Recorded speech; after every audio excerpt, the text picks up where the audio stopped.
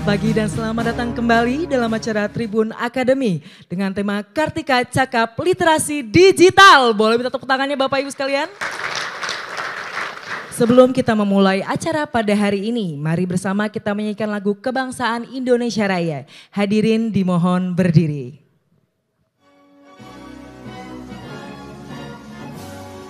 Hadirin dipersilakan untuk duduk kembali. Saya mengundang Bapak Domuara Ambarita selaku News Vice Director Tribun Network untuk menjadi moderator sesi 1. Untuk waktu dan tempat kami persilakan.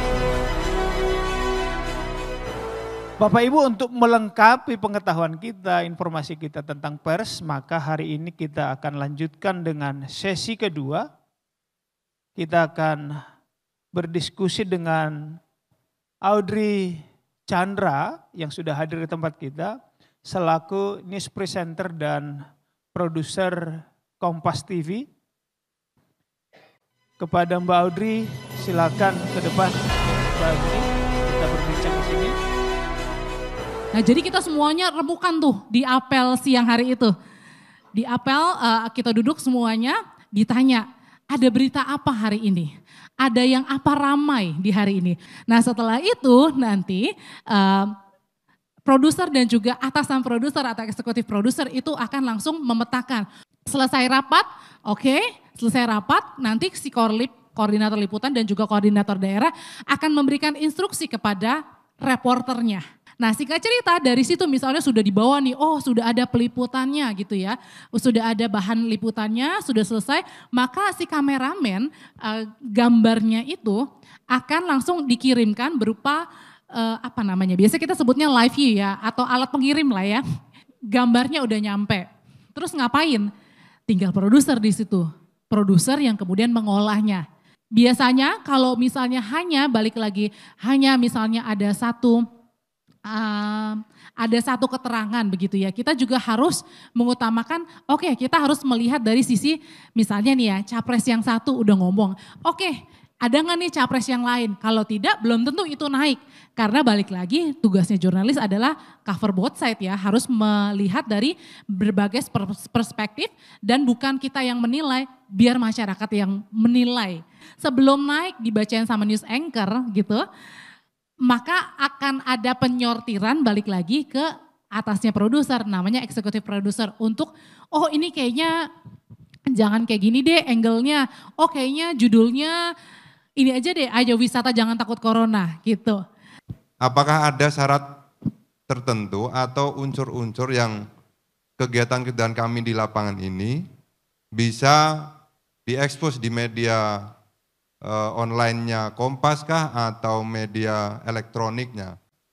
Jenis karakternya itu berbeda Bapak Ibu dengan di Kompas Petang. Kalau tadi kan Kompas Petang biasanya kalau prime time itu dibutuhkan yang hard news banget, menyangkut orang banyak begitu ya. Nah tapi ketika misalnya tadi yang soft, misalnya Babinsa membantu misalnya para disabilitas di kawasan misalnya Ubud Bali misalnya seperti itu.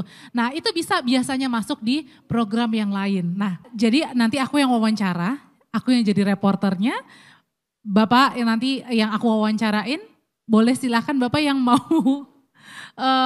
mempraktekkan. Pak Rendra, apakah betul bahwa gudang penyimpanan kendaraan pencurian ini dilakukan oleh oknum TNI, Pak Rendra?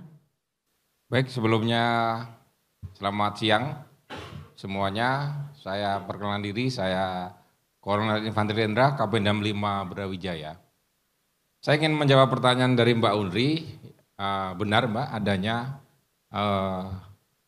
gudang di salah satu jajaran TNI AD ini yang tempatnya kebetulan di teritorial Kodam 5 Brawijaya digunakan untuk menyimpan kendaraan, kami koreksi Mbak, bukan pencurian, penggelapan. Jadi oknum TNI menampung adanya kegiatan ilegal yaitu kendaraan ditampung di situ dan kemarin dilaksanakan penggerbekan oleh Kodam 5 dalam hal ini kerjasama dengan Polda Metro yaitu Kodam 5 Brawijaya khususnya Pomdam dan hasilnya ditemukan sejumlah kendaraan. Berapa orang yang terlibat Pak Rendra? Untuk sampai saat ini 3 orang dan masih didalami oleh Pomdam 5 Brawijaya. Apakah ini sendiri bekerjanya oknum ini atau justru ada yang memerintahkan? Untuk sementara 3 orang ini yang terlibat ini bekerja sama dengan orang sipil dan sudah ditetapkan sebagai tersangka, sehingga nanti kami akan publikasi ke media hasil dari pendalaman ketiga oknum tersebut. Pemecatan kah Pak nanti kalau misalnya memang terbukti atau seperti apa nanti konsekuensinya? Kita ikuti praduga tak bersalah Mbak. Jadi nanti apabila memang terbukti kita tegas, kita tindak dengan hukum yang berlaku. Tapi sudah berapa lama Pak oknum TNI ini kemudian menyimpan ya? Kalau dari pendalaman sementara ini sudah berjalan kurang lebih 6 bulan dan dari informasi yang ada kita telusuri bekerjasama dengan Polda Metro, Satreskrim dan kita berhasil untuk menangkap oknum tersebut dan berserta barang buktinya. Artinya oknum ini juga ada kerjasama dengan pencurinya? Betul, atas nama saudara EI. Luar biasa, tepuk tangan untuk Pak Rendra. Ada lagi Pak? Terima kasih. Terima kasih. Assalamualaikum warahmatullahi wabarakatuh. Waalaikumsalam.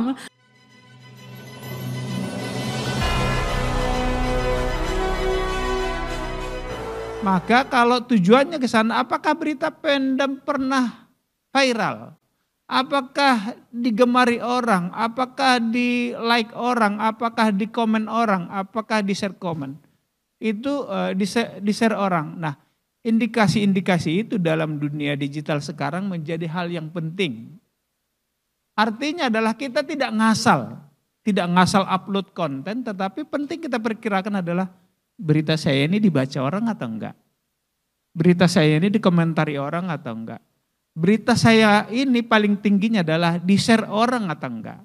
Berita itu kita asumsikan foto, naskah, video, infografik dan grafis atau video grafis gitu. Nah, hari-hari Bapak Ibu itulah yang kami lakukan. Kalau pada saat ini, alhamdulillah puji Tuhan, Tribun Network dengan jaringan kami hadir di 35 provinsi dan di 41 kota dengan sebaran yang kemarin saya sebut 370 kabupaten kota wartawan kami di lapangan. Inilah bukti yang kami raih saat ini. SimilarWeb ini bukan kami yang membuat, dulu ada namanya alexa.com, bukan Alexa yang di Bangka Besar, tapi ini adalah alexa.com. Kami yang tertinggi dalam jumlah page views se-Indonesia. Mengapa? Karena sebaran reporter kami tadi dan jumlah video, jumlah berita nanti Yunus akan menyampaikan.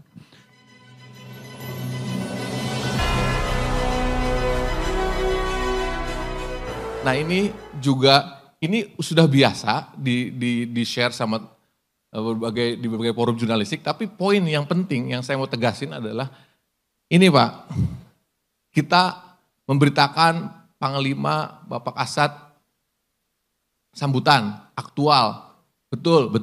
Tapi kalau cuman sambutan Bapak Panglima, kira-kira ada yang mau nonton apa enggak? Iya kan? So pentingnya apa? Unsur bawah Pak, ketutup sama apa? Saya geser. Unsur menarik. Jadi gimana mengemas konten yang aktual secara menarik Pak. Karena orang tuh, kamu tonton aja deh, isinya bagus, presenternya bagus. Bapak, tapi enggak, kan orang lihat luarnya dulu Pak. Enggak mungkin dalamnya dulu. Jadi gimana mencari angle dari news value itu yang menarik. Iya, aktual, terkini, hari ini, iya, tapi apa yang menarik? Panglima meresmikan mengajak Menhan Prabowo naik pesawat. Nah itu unsur yang menarik Pak, ya kan? Di dalam suatu sesi yang formal, tapi ada unsur yang menarik ditautkan di dalam thumbnail maupun judul. Sehingga orang menonton, kayak gimana ya atraksinya ya? Kayak gimana ya? Kayak gitu.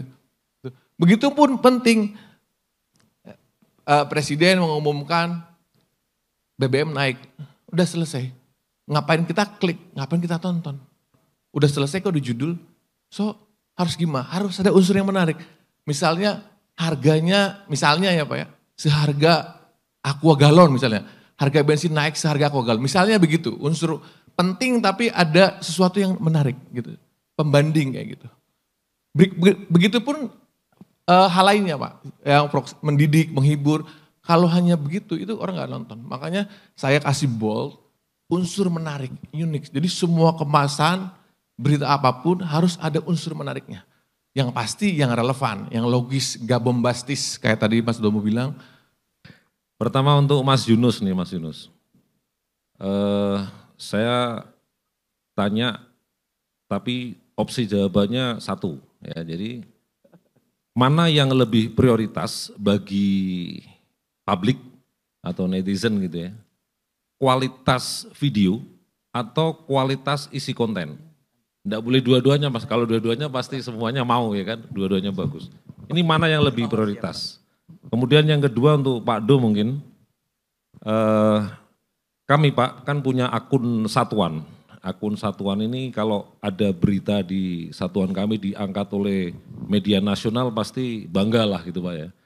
Misalnya nih Pak, misalnya kita kerjasama dengan Kompas TV nasional diberikan siaran live gitu. Kemudian saya akan edit dari siaran itu, mungkin ambil 2-3 menit. Tapi saya unggah pakai akun satuan. Ini kira-kira regulasinya melanggar atau tidak Bapak? Atau mungkin ada batasannya gitu. Boleh 5 menit, boleh 3 menit, tapi tidak boleh sepanjang itu diupload oleh akun satuan. Terima kasih Pak. Nah, pasti konten Pak. Konten ya? Pasti konten, Oh. ya. Yang kedua tadi soal regulasi, sebenarnya di regulasinya kita lebih ke regulasi platform ya Pak. Misalkan YouTube atau Facebook atau kalau selama kita punya izin Pak, izin itu minta ke pemilik ya Pak ya. Saya boleh ngambil bagiannya kalau sudah boleh aman Pak. Secara sistem maupun hukum aman Pak. Yang penting buktinya disimpan. Nah begitupun kita Pak. Kami kalau ada mengambil video dari teman-teman lain gitu, dari YouTube lain, kita meminta izin terlebih dahulu Pak. Jadi kalau sudah izinnya secara lisan apa tulisan keluar itu nggak ada masalah Pak. Mau durasinya biasanya kan bagian ini, bagian B itu nggak ada masalah Pak. Pak Agung, secara umum itu menyangkut copyright Pak. Ayunis ini tiap hari berhubungan dengan YouTube internasional menyangkut copyright karena kami mengelola 70-an akun. Copyright itu apa? Ada namanya standar community Pak. Copyright berarti yang pertama soal hak milik. Kalau kami mendownload atau copy punya Bapak, andai kan Bapak komersial kalau TNI kan punya negara ya. Misalnya Mas Popo punya akun dan akunnya video-videonya bagus. Kami ambil, Mas Popo tentu dirugikan. Maka Mas Popo melaporkan kami ke YouTube dan itu kena strike. 3 kali peringatan, 2 kali kami peringatan masih oke, tapi peringatan ketiga, pelanggaran ketiga kami langsung take down Pak. Hilang, hangus. Yang menghilangkan siapa? YouTube. Karena kami dianggap sembarangan, mencuri, nyolong, maling. Itu copyright. Yang kedua ada standar community lainnya, misalnya tidak boleh pornografi. Maka ternyata YouTube, Facebook itu sangat ketat. Nggak boleh pornografi. Nggak boleh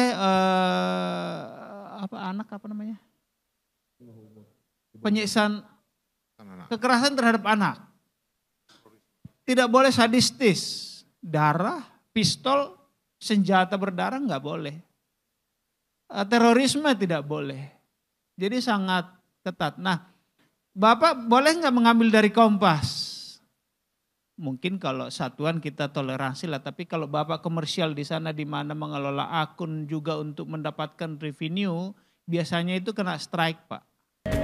Baik para hadirin, sebelum kita mengakhiri acara pada hari ini, kita akan mendengarkan penutupan dari Bapak Dahlan Dhani selaku Chief Executive Officer. Untuk itu kami mengundang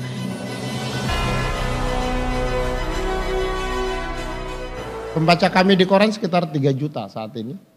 Tapi pembaca kami di website itu adalah 100 juta. Itu separuh dari total internet user sekitar 200-an juta. Jadi jauh lebih banyak pembaca Tribun di website daripada di koran. Itu karena digital. 210 juta penduduk, 210 dari 270 juta penduduk sekarang terkoneksi ke internet. Tapi cara komunikasi TNI kan nggak berubah. Nah, moga-moga dengan pelatihan ini ya bisa memberikan kemampuan baru bagi TNI untuk berkomunikasi, mengabarkan kebaikan kepada seluruh masyarakat Indonesia. Itu hal yang luar biasa. Itu 3 pesan dari Pak Panglima.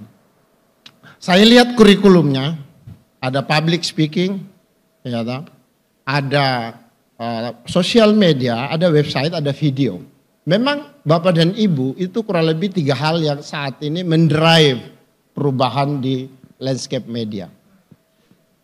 Video Tribun itu ditonton 39 juta per hari. Jadi Mas Yunus tadi yang ada di sini, itu yang memimpin satu tim di seluruh Indonesia yang mampu memproduksi lebih dari 3.000 video setiap hari dengan penonton 39 juta. Itu cara Tribun membuat kemampuan video Tribun, mohon maaf, itu lebih bagus dari Kompas TV karena jumlah penonton kita lebih banyak.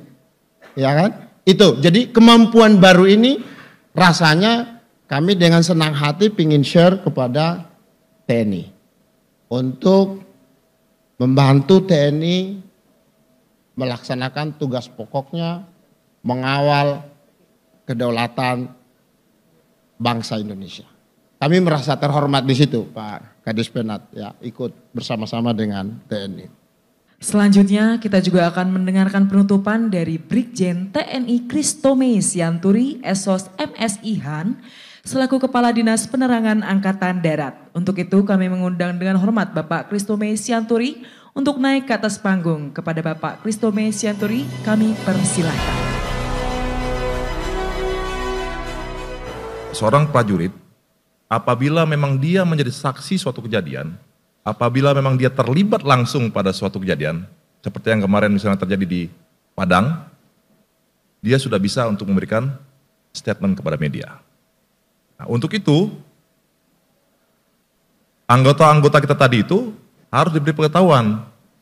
Jangan nanti ngomongnya di media pun tak jelas. Nah, gitu ya. Bagaimana artikulasinya, bagaimana gesturnya, itu diajarin. Nah, dengan pembekalan-pembekalan seperti ini, kita berharap, kalau hanya 2 hari sih saya rasa belum bisa apa-apa kita.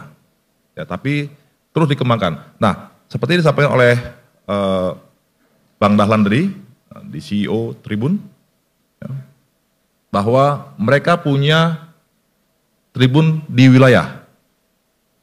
Sudah disampaikan tadi, beliau sudah membuka kita untuk terus bekerja sama secara berkelanjutan. Ya. Sambut itu. Kalau kata orang Medan, tangkap. Ya, mainkan terus. Ya. Kerjasama secara berkelanjutan. Ya. Tadi sudah disampaikan apakah kita yang ke sana atau mereka kita undang ke kantor kita. Karena kita yang banyak, nah itu lebih bagus. Mereka diundang ke tempat kita. Nah, kasih makan T2, selesai. Ya, nah kira-kira begitu. Jadi saya harapkan para Danramil, ya, Dandim, gitu ya, bisa memberikan edukasi kepada anggota-anggotanya, Babinsa, kemudian prajurit-prajurit lapangan juga diberi pembekalan seperti itu. Pengumuman pemenang Best Partisipan pada hari ini. Juara 3.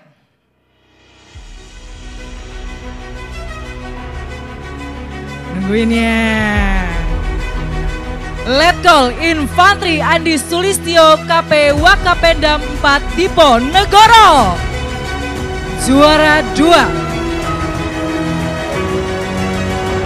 Letkol Bangun Siregar Dandim Jakarta Pusat.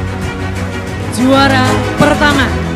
Kolonel Infantri Syawaludin Kapendam 18 Kaswari.